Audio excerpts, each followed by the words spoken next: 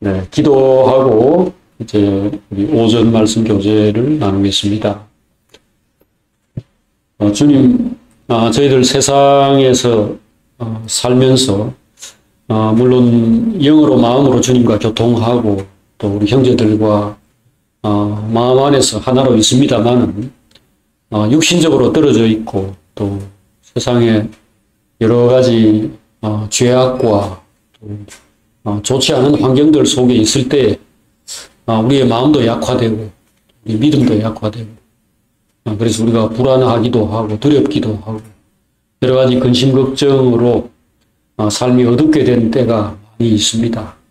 오늘 몸으로도 형제들과 함께 있고 또 한 목소리로 주님을 찬양하고 주님의 말씀을 나누는 가운데서 우리의 영이 새롭게 되고 우리의 마음도 더 건강하게 되고 우리의 삶이 힘을 얻게끔 오늘 성령으로 이 말씀 교제 안에 역사해 주시기를 구합니다. 하나님의 사랑이 우리에게 가장 중요합니다. 우리가 사람으로부터 어떤 보장을 받거나 위로를 받거나 격려를 얻어도 그것이 갈대 지팡이와 같이 우리가 견고하게 의지할 것이 못되므로 우리는 항상 하나님이 우리에게 기쁨을 주시기를 원하고 하나님 우리에게 생명을 부어주시기를 원합니다. 오늘 하나님 말씀 나눌 때 그런 역사가 있고 또 우리 형제들과 함께 대화할 때 성령에 사로잡힌 사람들 안에서 흘러나오는 하나님의 생명수가 우리 심령을 깊이 적시는 그런 시간이 되게 해 주시옵소서. 예수님의 이름으로 기도합니다. 아멘. 네, 이제 하나님 말씀을 함께 번갈아 읽겠습니다. 구약 성경 487페이지 사무엘하 15장 13절입니다. 전령이 다윗에게 와서 말하되 이스라엘의 인심이 다 압살롬에게로 돌아갔나이다 한지라 다윗이 예루살렘에 있는 그의 모든 신하들에게 이르되 일어나 도망하자. 그렇지 아니하면 우리 중 한 사람도 압살롬에게서 피하지 못하리라. 빨리 가자. 두렵건대 그가 우리를 급히 따라와 우리를 해하고 칼날로 성읍을 칠까 하노라. 왕의 신하들이 왕께 이르되 우리 주 왕께서 하고자 하시는 대로 우리가 행하리이다. 보소서 당신의 종들이니이다 하더라. 왕이 나갈 때 그의 가족을 다 따르게 하고 후궁 10명을 왕이 남겨두어 왕궁을 지키게 하니라. 왕이 나가매 모든 백성이 다 따라서 벤메르하게 이르러 멈추었으니 그의 모든 신하들이 그의 곁으로 지나가고 모든 그렛 사람, 모든 블렛 사람, 왕을 따라 가드에서 모든 가드 사람 600명이 왕 앞으로 행진하니라. 그때 왕이 가드 사람 이때에게 이르되 어찌하여 너도 우리와 함께 가느냐? 너는 쫓겨난 나그네이니 돌아가서 왕과 함께 네 곳에 있으라. 너는 어제 갔고 나는 정처가 없이 가니 오늘 어찌 너를 우리와 함께 떠돌아다니게 하리요. 너도 돌아가고 내 동포들도 데려가라. 은혜와 진리가 너와 함께 있기를 원하노라 하니라. 이때가 왕께 대답하여 이르되 여호와의 살아계심과 내 주 왕의 살아계심으로 맹세하옵나니 진실로 내 주 왕께서 어느 곳에 계시든지 사나 죽으나 종도 그곳에 있겠나이다 하니 다윗이 이때에게 이르되 앞서 건너가라 하며 가드 사람 이때와 그의 수행자들과 그와 함께한 아이들이 다 건너가고 다같이 온 땅 사람이 큰 소리로 울며 모든 백성이 앞서 건너가며 왕도 기드론 시내를 건너가니 건너간 모든 백성이 광야길로 향하니라. 아멘. 네, 오늘은 압살롬의 반역을 구체적으로 생각하는 첫 번째 시간을 갖도록 하겠습니다. 다윗의 아들 압살롬은 그의 형 암논을 여동생을 강간하고 버렸다라는 이유로 원한을 품고 있다가 살해했죠. 그리고 외가로 3년간 피신해 있다가 그럼에도 불구하고 그를 여전히 그리워하는 아버지 다윗의 마음을 읽은 그 부하 장군 요압의 중재로 다시 결국 이스라엘로 예루살렘으로 돌아오는데 성공했습니다. 그러나 중죄인이니까 형을 칼로 찔러 죽인 죄인 아닙니까? 그러니까 다윗이 그를 만나려고 하지 않았습니다. 그럴 때 요압의 집에 불을 지르고 하는 식으로 자극을 해가지고 결국 그 요압을 압박해가지고 다윗과 결국 재회하는데 성공했죠. 그렇게 해서 결국은 죄를 지은 사람이, 그것도 살인죄를 지은 중죄인이 아무런 무슨 회개라든지 또 뭔가 자신의 삶을 새롭게 하는 이런 어떤 과정이 없이 그냥 이전 자리로 그대로 돌아가게 됐어요. 그러고는 곧바로 반역 준비를 시작했죠. 아버지 다윗을 왕자리에서 밀어내고 내가 이스라엘의 왕이 되겠다 이런 계획을 세우고 이것을 이제 하나하나씩 시행해 나간 겁니다. 근데 그 기간이 여기 보니까 4년이나 걸렸다고 되어 있죠. 자, 사람의 어떤 행동들은 다 어떤 목표, 어떤 목적에서 나오죠. 그의 마음의 어떤 욕망, 어떤 야망 같은 것이 이제 세워지면은 거기에 따라서 계획을 수립하고 그걸 이제 하나하나씩 이루어 가는데 지금 압살롬 같은 경우에는 이때 나이가 얼마나 됐는지는 모르겠습니다만은 아버지가 뭐 70살에 죽었으니까 이게 예를 들어서 뭐 한 50대 정도나 60대의 상황이었다 하더라도 그 아들이 뭐 30대 뭐 그 정도를 넘지 않았을 것 아닙니까? 그런데 오래전부터 이미 그런 야망이 있었기 때문에 기회를 보고 있었던 거죠. 기회를 노렸죠. 아마 뭐 10대, 20대에도 그랬을 겁니다. 그런데 가장 큰 문제는 이 사람이 셋째 아들이라는 겁니다. 그래서 자기가 왕이 될 가능성이 작죠. 아무래도. 이건 위에 형이 2명이나 있는데. 그런데 욕망이라는 것은 그런 합리적인 어떤 판단 같은 것을 넘어갑니다. 뛰어가죠. 뛰어넘은 거죠. 압살롬은 내가 왕이 되어야 된다. 왜냐하면은 내가 제일 잘났으니까. 내가 제일 백성들이 볼 때 그럴듯한 괜찮은 사람이니까 왕이 되어야 된다. 이런 합리화를 하면서 그 기회를 엿보고 있었던 겁니다. 그런데 기회가 왔죠. 어떻게 왔는가? 첫째 아들인 암논이 자기 여동생을 그의 암논에게도 여동생일 뿐 아니라 그래도 배다른 여동생이긴 하지만 압살롬에게는 유일한 혈육 친여동생이죠. 어머니가 같은. 근데 이것을 겁탈하고 강간해가지고 망치고 그리고는 내쫓았다라는 거죠. 그런데 이 압살롬은 신중한 사람이고 말하자면 그냥 세상적인 기준으로 보자면 상당히 지혜로운 사람이죠. 그러니까 금방 어떤 그 감정에 따라서 막 행동을 하는 사람이 아니었던 거죠. 그래서 2년이라는 시간을 아무런 그 감정 표현 없이 기다리고 있다가 마침내 자기 양털 깎는 날 큰 이제 추수지요, 말하자면. 그런, 이제 잔칫날에 형을 초청했다가 살해를 한 것입니다. 술에 취해 있을 때 살해를 한 거죠. 그러고는, 우리 생각 같으면은 그런 일을 했으면은 이제 아버지의 왕위를 계승받는다는 건 더 멀어졌다. 그럼 불가능한 일이다라고 생각해야 될 거 아닙니까? 근데 그는 그렇게 생각하지 않았어요. 둘째인 그 길르압이 왕권에 관심이 없다. 그 사람은 자기 선한 어머니 아비가일의 영향을 받아가지고 이런 이전 투구의 싸움에 뛰어들 생각이 없다. 라는 걸 파악한 다음에 외갓집에 3년간 있다가 결국 요압이 그 아버지가 자기를 그리워하는 것을 이제 보고 중간에 다리를 이제 그것도 뭐 다리를 놓게 했는지 아니면 뭐 그냥 요압이 일방적으로 했는지는 모르겠지만 그렇게 해가지고 다시 돌아온 겁니다.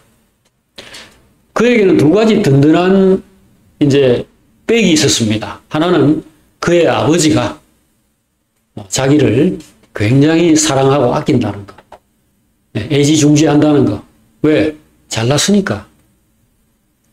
열 손가락 깨물어 안 아픈 손가락은 없지만은 그래도 여기 큰 손가락이 있죠. 엄지 손가락은 다르고 그 다음에 이 가운데 손가락도 기네요. 다 다르죠. 그러니까 압살롬을 편애하는 겁니다. 이게 한 배경이고 그 다음에 본인도 자뻑하는 게 있죠. 내가 잘났다. 아버지가 자기를 사랑하는 거, 여러 아들 중에서 사랑하는 거, 그것은 결국은 내가 잘났기 때문이다. 이게 있죠. 그 다음에 이제 나중에 여기 그 반역을 펼쳐가는 과정에서도 나타나고 있습니다만, 백성들 역시 똑같은 눈을 가지고 똑같이 보고 있다는 겁니다. 그러니까 이거는 우리가 영적으로 이렇게 판단을 하면은, 우리 뭐 이 역사, 남의 옛날 역사, 이걸 지금 되짚는, 이유는 우리가 여기서 뭔가 도움을 받고 이제 같은 실패를 반복 안 하려고 하는 거니까요. 여기서 첫 번째 교훈이 나오죠. 육신적인 사람의 그 생각과 판단, 그리고 그 인생, 그 결말, 이걸 여기서 우리가 보는 거죠. 하나같이 육신적인 겁니다. 다 키 크고, 인물 잘생겼고, 돈 많고, 가방끈 길고, 말 잘하고, 다 겉으로 드러나는 거죠. 다 사람 눈에, 안목의 정욕, 눈으로, 러스트 오브 아이라고, 눈이 보고서 좋게 여기는 것. 요게 그들의 전부라는 거죠. 이 세상이나 세상에 있는 것들을 사랑하지 말라. 요번에 우리, 여름 집회 때 그 생각했던 요절 말씀이죠. 왜? 이 세상에 있는 것들은 모두 결국 이것을 벗어나지 못한다는 겁니다. 육신의 정욕과 안목의 정욕과 이 생의 자랑이다. 지금 이 생의 자랑이라는 게 이 생, 이 지금 세계가 무슨 세계입니까? 육신의 세계입니다.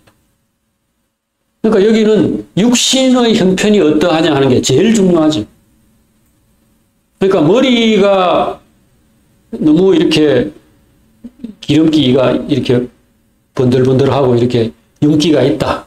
이것도 지금 이 사람에게 있어서 굉장히 중요한 인생의 뭐 좀 말은 이상하지만 덕목이라 할까요? 재산이라 할까요? 가치입니다.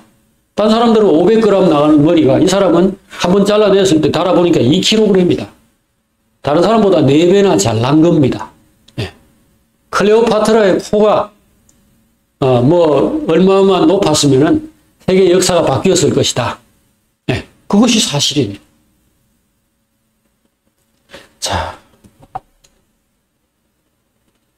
이렇게 육신 안에서 이제 압살롬은 자신의 영적인 그 문제를 전혀 문제로 생각하지 않고 그런 것들은 인생에서 별로 중요하지 않다. 이렇게 생각을 하고 이제 그 살인죄를 저지른 그 자리에서 한 발 더 나가는 겁니다. 보통 같으면은 그런 살인죄를 저질렀으면은 죽어 없어지거나 큰 처벌을 받아가지고 그것이 그 사람에게 있어서 인생의 어떤 중대한 전환기가 되었을 겁니다. 그런데 이 사람은 잘났고 아버지의 사랑을 받고 있고 백성들의 사랑을 받고 있다라는 이유로 이것이 그에게 그를 낮추고 가난하게 만들고 새롭게 만드는 계기로 전혀 작용하지 못했다는 겁니다. 그래서 이것이 굉장히 안 좋은 조건이구나 하는 것을 우리가 일단 생각해 보는 겁니다. 육신적으로 영광스럽다는 것, 좋다는 것이 굉장히 안 좋은 조건이구나.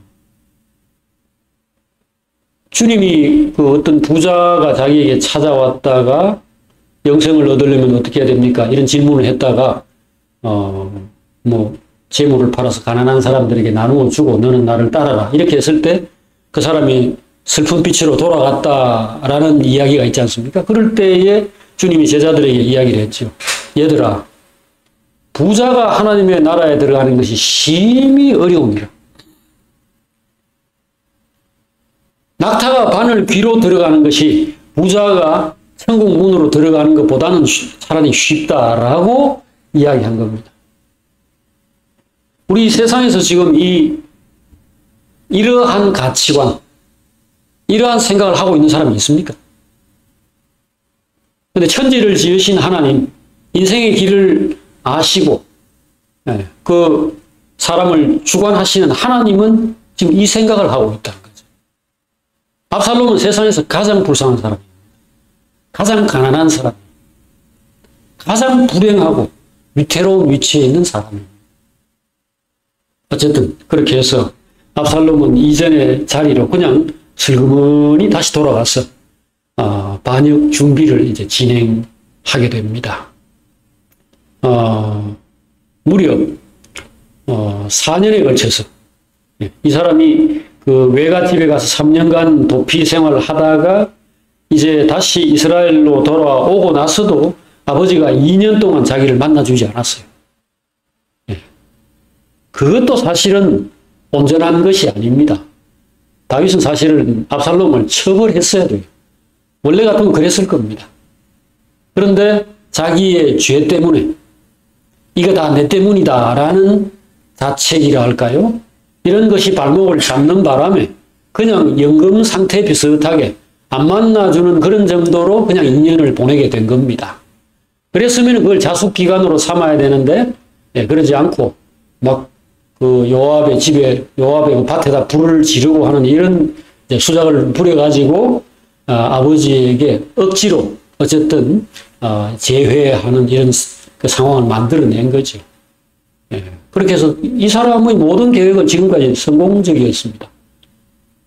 결국 다시 돌아왔고 아버지가 다시 결국은 자기를 받아줘서 여기 이제 14장 마지막 절을 보면 그를 끌어안고 이제 입을 맞추는 걸로 화해와 이전의 모든 문제들을 이제 그냥 끝내는 걸로 이렇게 나왔죠. 그리고 오늘 15장에 여기 첫 구절에 보면은 그 후 압살롬이 자기를 위하여 병거와 말들을 준비하고 호위병 50명을 그 앞에 세웠다. 그랬습니다. 그래서 압살롬은 자기의 친위 부대를 그렇게 만들었죠.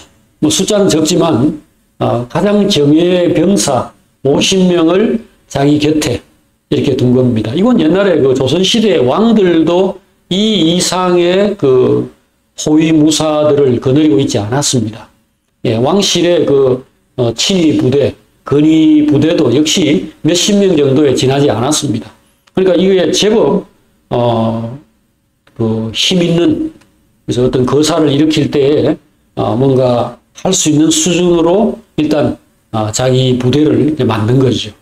그 다음에 이제 작업들이 뭐냐 하면은 여기 이제 2절 이후로 쭉 나오는 내용, 2절 이후로 12절까지, 오늘 우리는 13절부터 읽었는데 여기에 여러 내용들이 나와 있는데 핵심은 이겁니다. 백성들을 만나가지고 그들의 마음을 얻으려고 작업을 했다는 겁니다.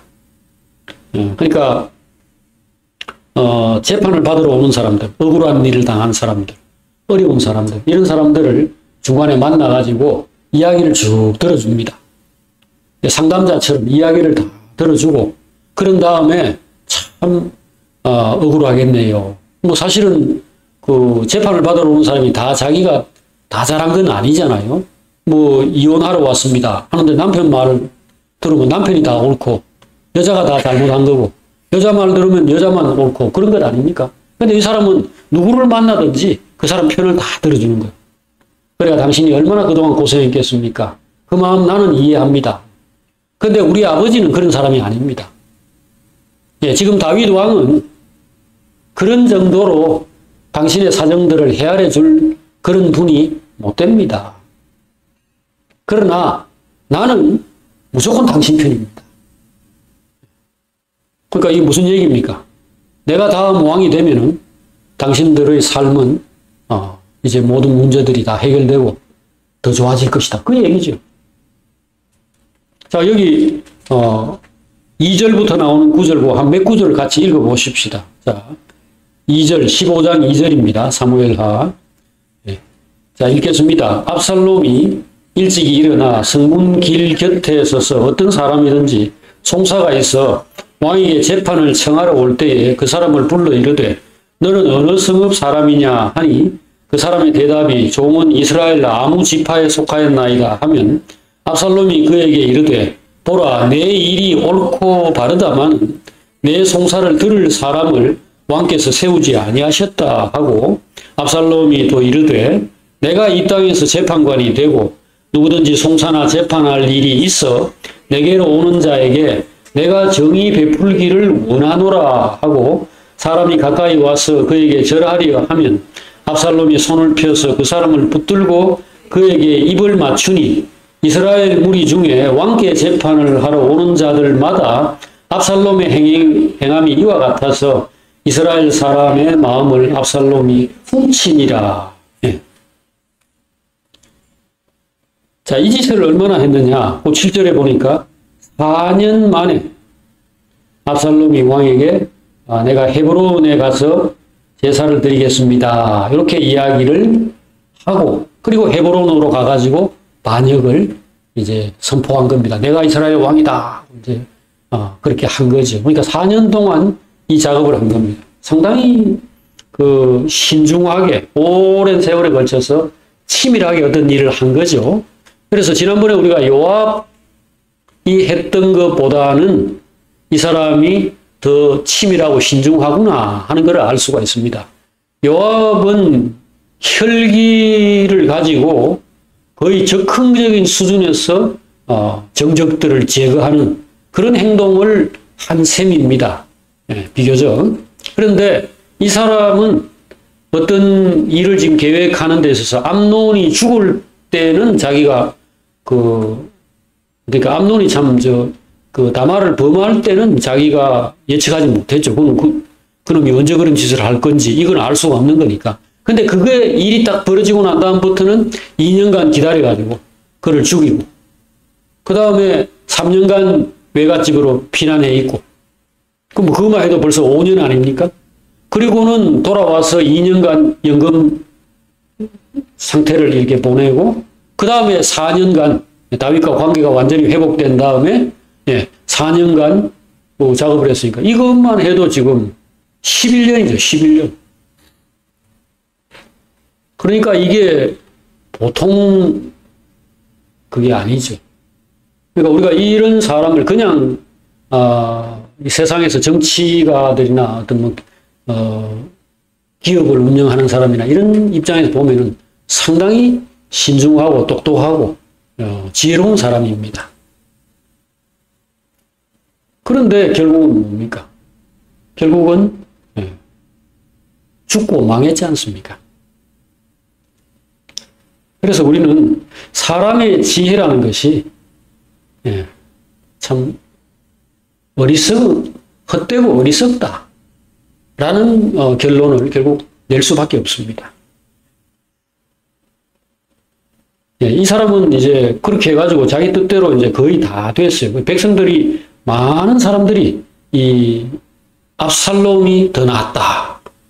다윗보다는 압살롬이 차라리 왕이 되었으면 좋겠다. 이런 생각들을 가진 상태로 만들어 놓고 그 다음에 이제 왕으로 등극을 한 겁니다. 여기 보니까 이제 어떤 정탐하는 사람들을 각 지파에게로 다 보내놨다고 그랬습니다. 여기 지금 10절에 보니까 압살롬이 정탐을 이스라엘 모든 지파 가운데 두루 보내 이르기를 너희는 나팔 소리를 듣거든 곧 말하기를 압살롬이 헤브론에서 왕이 되었다고 외치라라고 이렇게 했습니다. 그러니까 곳곳에 다 사람들을 보내놓은 겁니다. 일반적인 백성들의 마음을 두루두루 샀다, 얻었다라는 건 물론이고 그 다음에 결정적인 순간에 나팔을 불면은 백성들에게 그 사실을 고지해가지고 이제 다윗이 쫓겨나고 그의 더 나은 그의 아들 압살롬이 이스라엘의 새 왕이 되었습니다. 이거를 모든 지역에, 이 옛날에 뭐 전화가 있거나 이럴 수 없는 시대 아닙니까? 뭐 라디오로 이렇게 방송을 할 수도 없고 한데 뭐 그런 수준으로 이스라엘 모든 곳에 말하자면 그 네트워크를 연결을 다 해놨다가 이를 이제 성사시킨 겁니다. 이거를 보고 이제 다윗이 상황을 판단했죠. 모든 것이 나에게 불리한 상황이고 이미 끝났구나. 이게 어느 하루아침에 갑자기 어떤 사람이 뭐 김재규가 무슨 박정희 대통령 총 쏘아 죽인 것처럼 그리고 혁명이다 하는 그건 자기 혼자 혁명이죠. 아무도 따르지도 않고 설명도 없고 작업을 해놓은 것도 없는 그것과는 다른다. 그러나 뭐 결과는 뭡니까? 결과는 아무 소용이 없다. 이것입니다. 그래서 결국은 뭐 다윗은 백성들의 마음이 압살롬에게로 넘어갔다는 사실을 확인하고 자기 가족들과 또 자기 부하들 얼마간을 데리고 예루살렘을 이제 떠나게 되었습니다. 자, 이때 이 다윗의 행동을 또 하나 우리가 생각해 볼 필요가 있습니다. 다윗은 보통 사람이 아니잖아요. 어느 날 뭐 허수아비처럼 이렇게 그 왕자리에 올라 앉았다가 누가 백성이 흔들면 그 자리로 그대로 추락하는 그런 사람이 아닙니다. 이 사람은 정말 산전수전 다 겪고 그의 위대한 공로로 이스라엘 주변의 모든 나라를 전부 다 정복했어요. 지금 전부 정복하고 지배하고 있는 상태입니다. 그런 상태에서 온 이스라엘이 이 다윗 같은 권위를 가진 사람이 아무도 없다라는 걸 다 알고 있는 상황에서 어찌 이렇게 허술하게 압살롬의 이 반역이 아무리 치밀하고 뭐 정교하게 진행됐다 하더라도 그것 때문에 이렇게 순간에 모든 걸 다 버리고 그렇게 도피 행렬에 나서야 했는가. 자, 첫 번째 원인은 이것이 하나님으로 말미암았다. 하나님으로부터 말미암았다라는 생각을 가지고 있었기 때문입니다. 이 사람이 압살롬과 결정적으로 다른 것이 바로 이겁니다. 상황을 보는 것이 아니고 내 형편을 보거나 남의 형편을 지피지기 이게 아니고 그 지혜에 하나님이 들어있는 겁니다. 지심, 지피지기가 문제가 아니다. 하나님을 알아야 한다. 하나님의 뜻이 무엇이고 하나님이 지금 무슨 일을 하시려고 하는가 그거를 살피는 겁니다. 그리고 두 번째는 그겁니다. 만약에 이 지금 다윗을 지금 지지하는 사람들이 굉장해요. 지금 여기 가드 사람 이때라는 그 인물이 여기 등장하는데요. 이 사람만 하더라도 굉장히 뛰어난 외국인 장군입니다. 근데 그 외국에서 무슨 일이 있었는지는 모르지만은 주변에 뭐 어느 다른 나라겠지요. 뭐 모압이든 암몬이든 에돔이든 블레셋이든 이집트든 어디에서 군사 600명을 데리고 피난 나온 겁니다. 군사 정변이 일어났거나 뭐 모함을 뭐 받아가지고 이렇게 오해를 받고 쫓겨났거나 어쨌든 간에 대단히 뛰어난 군인 600명이 자기를 따랐어요. 이건 과거에 다윗이 사울에게 쫓겨다닐 때 상황과 비슷하지 않습니까? 그때도 처음에는 400명, 나중에는 600명의 사람들이 자기를 따랐는데 그 가운데 30명, 이 60명의 용사만 해도 다윗이 그 긴 시간 동안 돌아다니면서 사울의 모든 군대를 다 물리쳤습니다. 근데 여기는 600명이에요. 600명이 다 군인입니다. 원래 다윗을 따랐던 사람들은 군인이 아닙니다. 그거는 억울하거나 뭐 불쌍하거나 이런 가족들이거나 이런 사람들이 따라다닌 거고요. 그냥 뭐 거지 때 비슷하죠. 근데 여기 지금 적어도 가드 사람 이때라고 하는 이 사람이 지금 거느리는 이 군대라는 것은 굉장한 거예요. 그런데 이런 사람뿐 아니라 이스라엘 안에서 다윗을 그동안 알고 있고 지지하는 사람들이 얼마나 많겠습니까? 근데 그걸 데리고 만약에 압살롬과 전쟁을 벌이면 이길 가능성이 충분히 있습니다. 근데 왜 이렇게 허무하게 다 내려놓고 도망을 가려고 하는가? 두 번째 이유가 이겁니다. 이 전쟁하면 이스라엘은 초토화되는 겁니다. 예루살렘이 불바다가 되는 겁니다.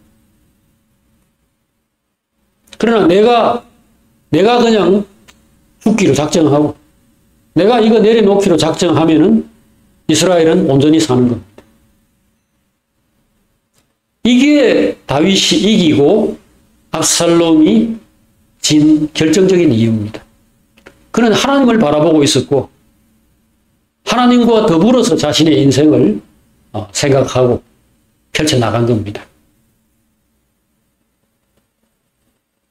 어쨌든 그렇게 해서 그는 자신의 그 처와 자녀들, 또 자기를 따르는 부하들 이런 사람들을 데리고 예루살렘을 이제 떠나게 되었습니다. 이후의 내용들은 떠나는 과정에서 벌어진 여러 가지 일들을 이렇게 묘사해 놓은 겁니다. 특별히 14절에 보니까 다윗이 예루살렘에 있는 그의 모든 신하들에게 일어나 도망하자. 그러면서 그 이유가 두렵건대 그가 우리를 급히 따라와 우리를 해치고 해하고 라는 말이 있고 뒤에 칼날로 성읍을 칠까 하노라. 바로 예루살렘의 파괴를 막기 위해서 그가 도망한다는 사실을 여기서 보여주고 있습니다. 그런데 왕의 신하들은 여기 15절에 보니까 모두가 당신이 하는 대로 우리가 따르겠습니다. 우리는 당신의 종들입니다. 이렇게 말을 하는 것을 볼 수 있습니다. 이것은 그 왕의 신하들이라는 게 이제 다윗 측근에서 다윗의 모든 것을 지켜보고 다윗의 마음, 다윗의 그동안의 삶, 이런 것들을 똑똑히 아는 사람들을 의미하죠. 이 사람들은 다윗의 과거의 역사를 알고 있을 뿐 아니라 근래에 언젠지는 모르겠지만 밧세바를 데려와서 간음을 하고 살인을 저지르고 한 것도 알고 있습니다. 그러나 그 이후의 행적도 알고 있죠. 회개하고 하나님 앞에서 겸손히 엎드려서 은혜의 세계 그리고 자기를 부인하는 이러한 삶을 추구하는 것을 알고 있는 사람들입니다. 무조건 다윗을 무슨 우상 숭배하듯이 아이돌 좋아하듯이 그렇게 따르는 사람들이 아닙니다. 이 모든 사람들은 다윗이 어떤 과정을 겪어서 어떻게 진실한 신자가 되고 진실한 지도자가 되어 있는지를 아는 사람들이죠. 이 사람들은 하나같이 다 따라갑니다. 그런데 야망이 있는 사람들이거나 뭔가 눈이 좀 빛이 부족한 사람들, 눈이 어두운 사람들은 다 압살롬에게 붙었어요. 그 가운데 대표자가 아히도벨이라고 하는 원래 다윗의 참모였습니다. 다윗의 모사, 그 전략 같은 거를 옆에서 짤 때 도와주고 하는 그런 참모 한 사람이 있었는데 굉장히 똑똑한 사람이에요. 이 사람에 대해서 평가한 내용이 여기서 어떻게 평가가 됐는가.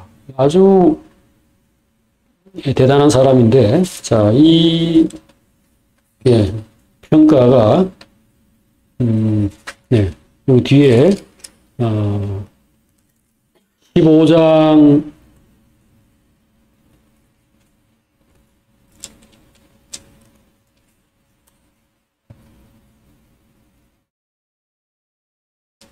16장에 23절이네요. 16장 23절에 여기를 보니까 아히도벨이 베푸는 계략은 사람이 하나님께 물어서 받은 말씀과 같은 것이라.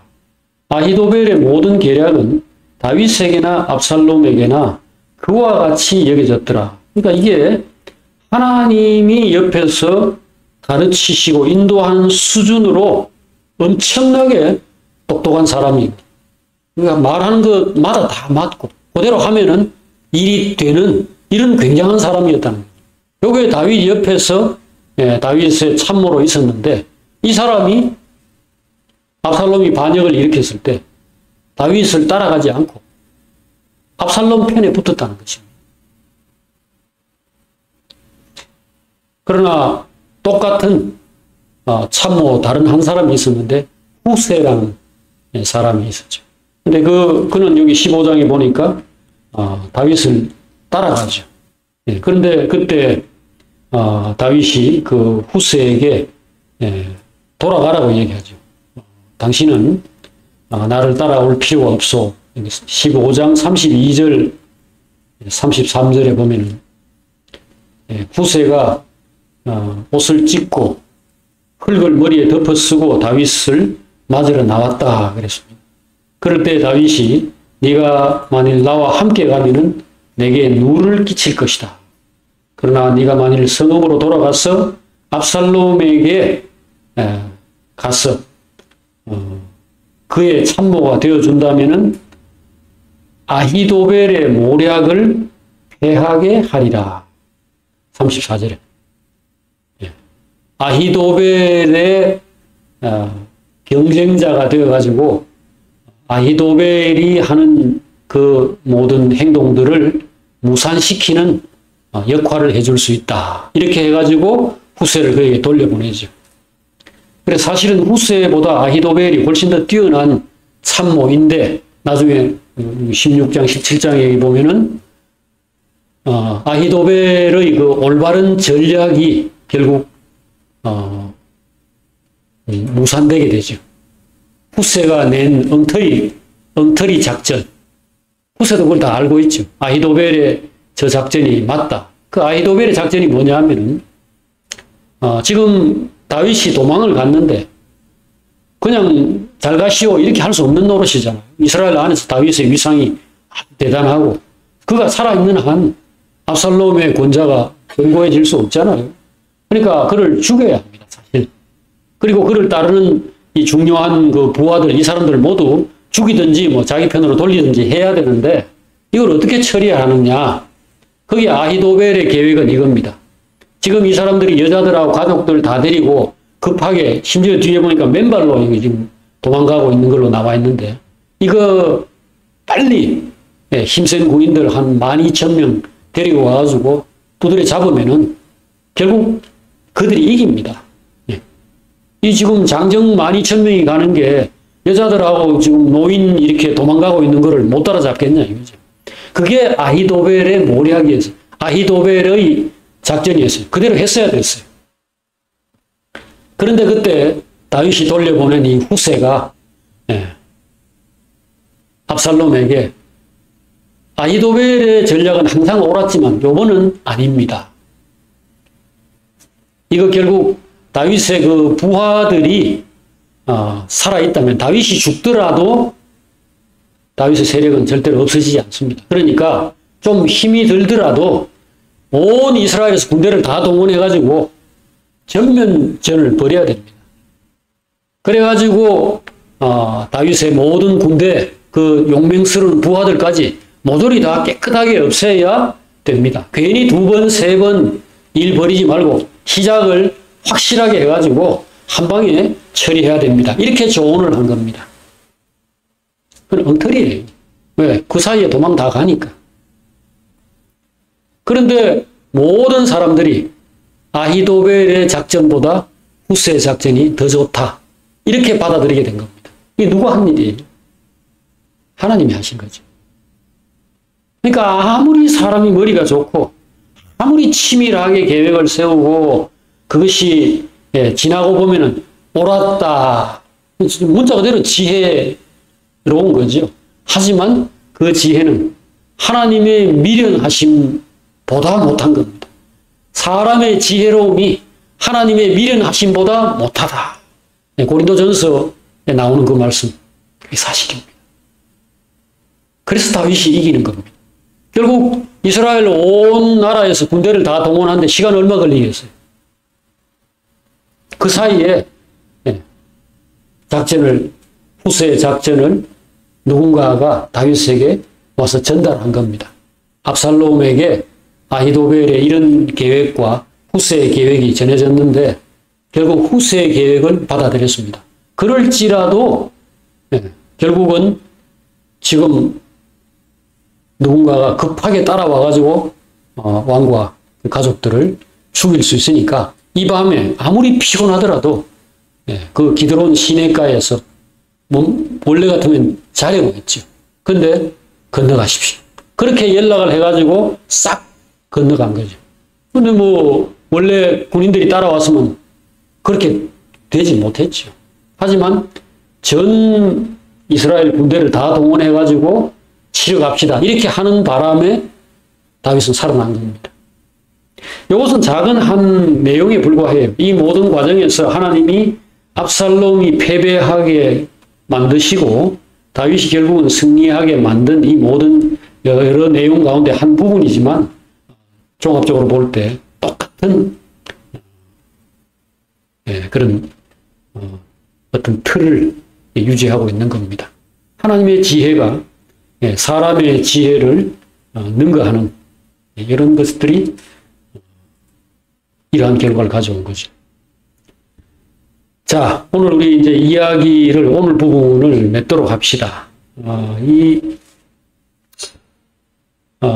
어떻게 해서 이 다윗이 그것도 딴 사람도 아닌 자기 아들에게서 이와 같은 그 반역으로 인해서 왕위를 내놓고 도망을 가야 되는 이런 상황이 벌어졌는가? 여기에 이제 서너 가지의 이유를 말할 수 있습니다. 첫 번째는 압살롬의 강하고 집요한 권력욕, 그러니까 인간의 본성을 이용한 사탄의 방해입니다. 하나님의 나라를 무너뜨리려는 마귀의 공격이 압살롬을 통해서 전개된 겁니다. 여러분과 저의 삶에서 늘 그걸 생각하고 살아야 돼요. 우리를 시험에 들게 하지 마옵시고 다만 악에서 구하여 주옵소서. 하나님의 나라가 굳건하게 서고 하나님의 뜻이 세상에서 이루어지는 데 있어서 필수적인 것이 마귀의 이 시험들을 우리가 인지하고 대응하는 겁니다. 압살롬이 없으면 다른 사람을 통해서라도 할 겁니다. 마귀는 절대 이거 포기하지 않습니다. 여러분과 저의 삶에서 다윗이 범죄한 것처럼 또는 그것이 또 새끼를 치고 한 것이 암논의 범죄이고 또 이 압살롬의 범죄 이런 것들인데 이 과정들은 우리에게도 똑같이 앞에 놓여 있을 수 있습니다. 그래서 항상 기도하고 주님께 부탁해야 돼요. 주여 시험에 들게 하지 말아주십시오. 악에 빠지지 않도록 지켜주십시오. 혹시라도 시험에 들었다면 즉시로 건져주십시오. 항상 기도해야 돼요. 두 번째는 이 일이 이렇게 된 데 두 번째 원인은 다윗의 범죄입니다. 다윗이 밧세바를 범한 그 죄악은 백성들의 불신과 실망을 가져왔고 암논이나 압살롬 같은 이런 사람들에게 직접적으로 거의 심각한 영적 악영향을 미친 거죠. 이건 부인할 수 없어요. 이래도 되는구나. 왕이면은 또는 왕자이면 힘이 있으면 이래도 괜찮구나 라는 것을 결국 가르쳐준 셈이나 마찬가지입니다. 세 번째는 이스라엘 백성의 불신앙과 어리석음입니다. 참 사람이라는 게 뭐 그렇죠. 눈이 어둡고 그래서 다윗이 어떤 사람인지 지금까지 이스라엘이라는 나라가 어떻게 해서 전쟁에서 다 승리하고 주변 나라들을 다 정복하고 이 과거에는 블레셋이나 주변 나라들로 말미암아서 말할 수 없는 고통을 겪고 평화라는 걸 꿈꿀 수 없던 이 나라가 어떻게 해서 누구 때문에 지금까지 이런 영광과 승리를 누릴 수 있었던가 하는 것을 하나도 모르는 겁니다. 이게 다윗 때문이고 그리고 다윗을 세워서 하나님의 나라를 세우려고 하시는 그 하나님 때문이라는 걸 전혀 못 보는 겁니다. 그러니까 누가 말 잘하는가? 누가 잘생겼는가? 누가 키가 큰가? 누구 머리카락이 더 빛나는가? 그 따위만 보고 있는 거죠.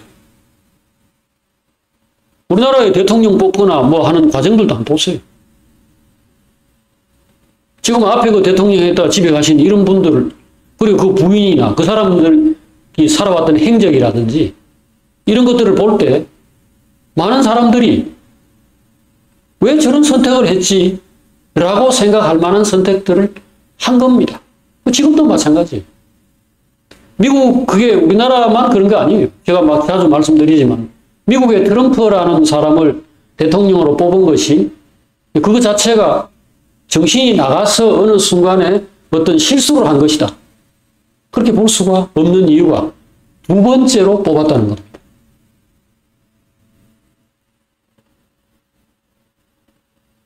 우리가 이 사람의 어리석음, 사람의 생각이라는 것을 절대로 믿어서는 안 된다는 것을 우리가 역사 속에서 항상 이렇게 확인을 할 수가 있습니다. 그들은 압살롬의 악행과 악함, 교활함, 여기에 대해서 무지하거나 관대했죠. 그러니까 그의 선동과 공작에 넘어가서 그를 왕으로 수용하고 따랐던 겁니다. 이것은 박수라는 게 이게 마주쳐가 소리 나는 거지. 상대방이 호응해주지 않는데 내가 혼자 왕 되고 대통령 되고 무슨 뭘 할 수가 있습니까?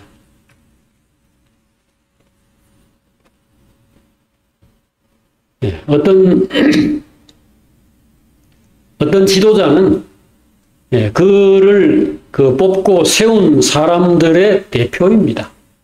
그래서 어느 나라든지 어느 국가든지 간에 그들의 수준을 넘어서는 지도자를 절대 가지지 못해요. 압살롬이 이스라엘의 새 왕이 된 것은 백성들이 가시나무를 왕으로 세우고자 하는 바보들이었기 때문입니다. 그 다음 마지막으로 네 번째 이유는 다윗의 무능하고 무기력한 처신 때문이죠. 우리 이것은 첫 시간부터 이 부분을 다루는 첫 시간부터 이야기를 같이 나누어온 것입니다만은 다윗이 어떻게 했습니까? 암논이 다말을 범했을 때도 그를 처벌하지 못했어요. 강력하게 처벌을 했어야 사실은 사형입니다. 율법에서 그와 같은 행동들에 대해 규정해 놓은 내용이 있잖아요. 그런데 전혀 처벌하지 못했어요. 그러니까 압살롬이 이거는 아니다. 그렇게 생각해가지고 직접 살해하는 계기를 제공한 꼴이죠. 그 다음에 압살롬이 암논을 살해하고 도주했을 때도 마찬가지였죠. 인정에 사로잡혀가지고 이 압살롬을 강력하게 처벌하지 못했죠. 3년이 지난 다음에 압살롬을 다시 받아들였고 그 다음에 뭐 무슨 쇼를 하고 이러니까 그냥 다시 제외해가지고 입 맞추고 그냥 끝내버렸어요. 이유가 뭡니까? 다윗이 바보이거나 아무 생각도 없는 사람이어서 이랬겠습니까? 우리가 다 아는 바와 같이 바로 자기가 죄를 지었기 때문입니다. 자기의 범죄, 자기의 실패 때문이죠. 바로 죄의 후유증입니다. 죄의 후유증 가운데 아주 큰 것이 바로 이겁니다. 사실은 이 자녀들이 오해한 겁니다. 다윗은 결코 죄를 좋아하거나 죄를 용납하는 사람이 아니었고 그런 적도 없습니다. 단지 내가 약해서 내가 그때 잘못해서 죄를 지은 것일 뿐이죠. 그런데 아들들은 내가 죄를 대수롭게 여기지 않는 사람이건 그냥 죄를 적당히 이렇게 수용하는 사람이라고 생각할 수 있는 겁니다. 여러분, 우리가 여기서 또 하나의 교훈을 얻을 수 있는데 우리가 죄를 짓거나 실패를 했을 때요. 뒤에 유야무야 구렁이 담 넘어가듯이 넘어가면 안 됩니다. 그게 뒤에 나 자신의 삶에도 영향을 미치고 그 다음에 나하고 관련된 뭐 자녀들이든 가족이든 교회 같은 형제들이든지 이런 사람들에게 매우 중요한 영향을 미치기 때문에 반드시 처리해야 됩니다. 주님께서 자기에게 하나님께 제사를 드리러 오는 사람들에게 만약에 그 이웃 사람들하고 뭔가 얽히는 거 있다면은 재물을 앞에 놔두고 집에 가라.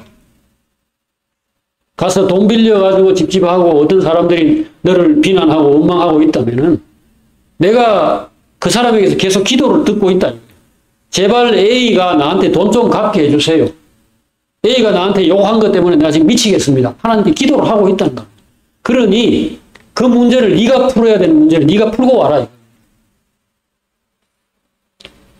그런 문제 그대로 다 놔놓고 그냥 하나님하고 잘 지냅시다 하고 이렇게 할 수는 없다는 겁니다. 이게 하나님의 태도였죠. 그러면 오늘 우리가 어떤 죄를 짓거나 실패를 했을 때 얼마든지 그럴 수 있습니다. 잘못할 수 있습니다. 그럴 때 정말 가족들 다 불러놓고 내가 얼마나 이 중대한 잘못을 했고 그 다음에 이것을 얼마나 뼈아프게 생각하는가를 이야기해야 되죠. 뭐 거짓말을 했다든지 도둑질 했다든지 뭔가 욕을 했다든지 이런 사소한 문제라 하더라도 처리해야 됩니다. 그래야 본의가 살고 이걸 지금 이런 문제들을 예방할 수 있죠. 다윗은 암논과 압살롬의 죄를 강력하게 꾸짖지 못했고 결국은 그들로 같은 죄를 저지르게 만드는 결과를 가져왔습니다. 이 아들들은 아버지가 결코 자기들을 강력하게 처벌하지 못할 것이라는 걸 알고 있었어요. 이게 바로 마귀가 노린 겁니다. 죄는 그래서 처음에는 그 죄 때문에 다른 사람을 이제 고통스럽게 만들고요. 두 번째는 본인을 죽입니다. 본인을 죽이는데 그 가운데 하나는 양심의 가책과 또 그 다음에 마귀의 참소 이런 것 때문에 힘을 빼버려요. 내 안에서 자유를 뺏어가는 거예요. 내가 뭔가 누가 잘못을 했는데 암논이나 압살롬이 잘못을 했을 때 그러면 안 된다. 네가 잘 살려면 이런 행동을 하면 해서는 안 된다. 이 말을 해야 되는데 힘이 없는 거예요. 그 말을 내가 무슨 낯짝으로 하겠어요. 그럴 때 우리는 좀 말하기 좀 그렇지만은 뻔뻔해져야 됩니다. 하나님 앞에서 내가 내 자격으로 내 잘났고 내 잘해온 거 가지고 너한테 얘기하는 거 아니고 주님의 의를 의지하고 주님의 권위를 의지해서 내가 이 자리에서 말한다. 내가 어제 똑같은 그 바보 짓을 했다 하더라도 그거 잘한 거 아니다. 너는 생명의 길로 가라. 그리고 나는 너를 처벌한다. 몽둥이 들고 때려야 돼.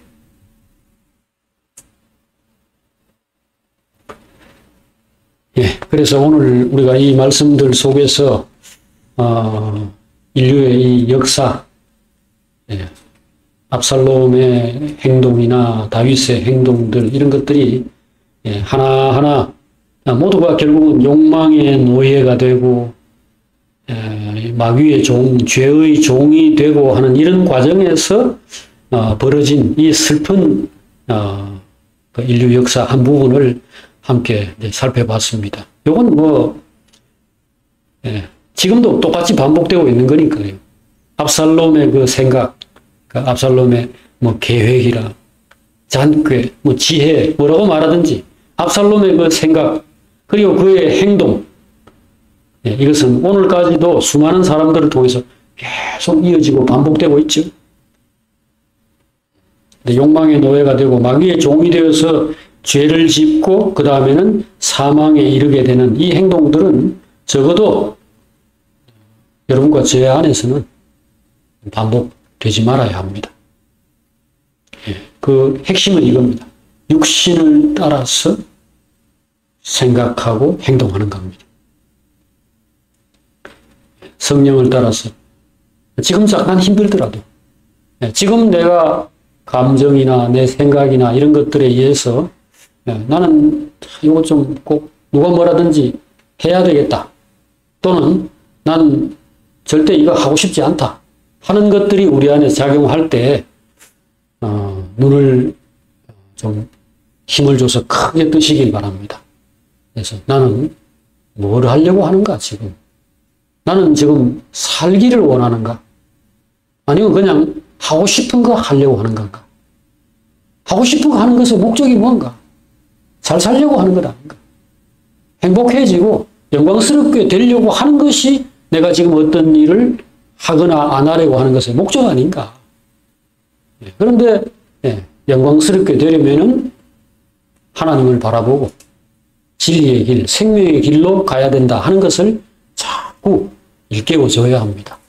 남이 일깨워주면 더 좋죠. 옆에 누가 있어가지고 이렇게 해주면 더 좋지만 없으면 혼자라도 해야 되겠죠. 기도하겠습니다. 하나님 아버지, 오늘 이 압살롬의 행동들을 봤습니다. 상당히 똑똑하고 상당히 치밀하고 준비성 있게 계획해가지고 일을 잘 진행했는데 결국은 자기 죽고 자기를 따랐던 사람들 다 망하게 만드는 그런 결과를 가져왔습니다. 하나님이 세상의 주인이란 걸 몰랐고 내가 모든 것을 다 알고 내가 제일 지혜로운 사람이 아니라는 것을 모르고 자기를 과신하고 어리석은 생각을 그대로 밀어붙인 결과였다는 것을 저희들 돌아봅니다. 하나님 저희들 그런 사람 되지 않게 해주시옵소서. 어리석은 자 되지 않게 해주시고 자기를 믿지 말게 해주시옵소서. 내 감정, 지금 이 시간에 내 생각과 내 감정이 중요한 게 아니고 영생의 길을 알고 올바르게 걸어갈 수 있도록 하나님 도와주시옵소서. 예수님 이름으로 기도합니다. 아멘.